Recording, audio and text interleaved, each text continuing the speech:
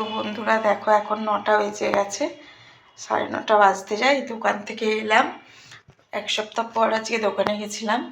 তো এলাম, এসে খুব খিদে পাচ্ছে এখন, যেহেতু সেই ডালিয়া করেছিলাম খাওয়া হয়েছে। তো এখন খুব খিদে পাচ্ছে, কী খাবো।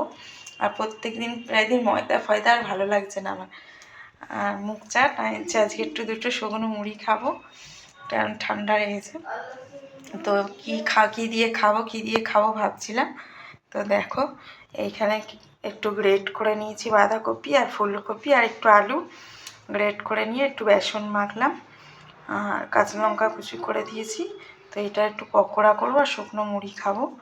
আর ছেলের জন্য করবো, এই দেখো যেগুলো গ্রেট করেছিলাম ওতে আলু বাঁধাকপি ফুলকপি সেইগুলোই একটু রেখে দিয়েছি। ওকে একটু এর সাথে ময়দা দিয়ে একটু শসা এনে কুচি করে দিয়ে ওকে একটু রুটি মতন এটা দিয়ে করে দেবো।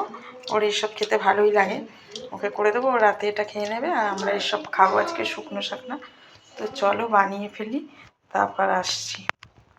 বন্ধুরা দেখো ফাইনালি আমার এই দেখো পকোড়া বানানো হয়ে গেল। সব কিছু সবজি দিয়ে করলাম, বাঁধাকপি ফুলকপি আলু দিয়ে।